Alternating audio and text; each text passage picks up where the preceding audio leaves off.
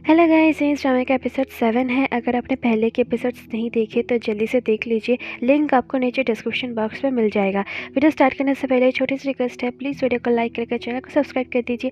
So now let's begin. Episode की starting में दूना पार्क की तरफ जाने लगती है। वॉन्जुन दूना का हाथ पकड़ के उसे जाने के लिए मना करता है, पर दूना उसका ही हाथ छोड़ के कार में बैठ के पार्क इनुक के साथ चली जाती है और वॉन्जुन बस देखता ही रहता है। दूना पार्क से पूछती है, क्यों आई यहाँ? पार्क बोलता है, तुम्हें फिर से कम बैक करना पड़ेगा वरना लोग तुम्हें भूल जाएंगे। दूना बोलती है, अब लोग मुझे भूल जाए या मेरे बारे में कुछ भी सोचे, मुझे कोई फर्क नहीं पड़ता। दूना पार्क को कार रोकने के लिए बोलती है। पार्क कार नहीं रोकता तो दूना डोर ओपन कर देती है और कार रुकते ही उतर के जाने लगती है। पार्क उसे रोकता है तो दूना रोने लगती है। दूना रोती इसलिए है क्योंकि दूना पार्क से प्यार करती थी और पार्क ने इसी का फ़ायदा उठा के दूना को अकेला छोड़ दिया था, क्योंकि दूना शो में बेहोश हो गई थी और उसकी वजह से उनका बहुत सारा नुकसान हो गया था।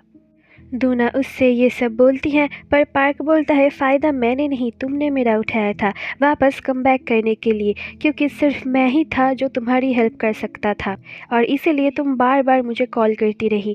दूना ये सब सुन के चुप हो जाती है और रोने लगती है। वॉन्जुन दूना के वापस आने का अभी तक उम्मीद लगाए था। वो दूना को कॉल करता है। दूना हॉस्पिटल में होती है क्योंकि उसके पैर में चोट लगी थी। दूना देखती है वॉन्जुन कॉल कर रहा है, पर वो उठाती नहीं। वॉन्जुन अकेले बैठा हुआ था कि तभी उसके मॉम का कॉल आता है। दूना हॉस्पिटल से बाहर आती है। पार्क बोलता है, चलो वरना मुझे कभी देख नहीं पाओगी। तो दूना बोलती है, मैं नहीं जाऊंगी, जो करना है कर लो। फिर वो चली जाती है। वॉन्जुन हॉस्पिटल में था क्योंकि उसकी बहन हॉस्पिटल में एडमिट थी और वॉन्जुन अपनी बहन की केयर करता है। दूना घर वापस आती है तो देखती है वॉन्जुन नहीं है, वो जा चुका है। दूना वॉन्जुन को कॉल करने की सोचती है पर नहीं करती। दूना बैठ के पास सोचता है कि कैसे वो पार्क से मिली थी। पार्क ने उसे डांस का ऑफर दिया था और दूना अपने प्रॉब्लम्स की वजह से पार्क के एग्रीमेंट पर साइन कर देती है और इसके बाद से उसकी ज़िंदगी बदल गई थी। इधर जंगहुन के ख्यालों में अब बस ईरा ही आ रही थी। ईरा जंगहुन को कॉल करती है। जंगहुन ईरा से मिलने जाता है। ईरा ने जंगहुन को बुलाया था उसकी न्यू ड्रेस की फिटिंग चेक करने के लिए। जंगहुन ड्रेस लेके चेंज करने जाता है और तभी वहाँ ईरा का एक्स आता है फिर से ईरा के साथ पैचअप करने के लिए। ईरा नहीं मानती। वहाँ अब एंट्री होती है जंगहुन की और उन दोनों की आंखें फटी की फटी। वो लड़का ईरा का हाथ पकड़ लेता है तो जंगहुन उस लड़के को पीछे करके ईरा से जो पैसे उसने लिए थे सब वापस करने के लिए बोलता है और उनको पैसे मिल भी जाते हैं। वॉन्जुन घर वापस आता है और देखता है दूना बैठी है।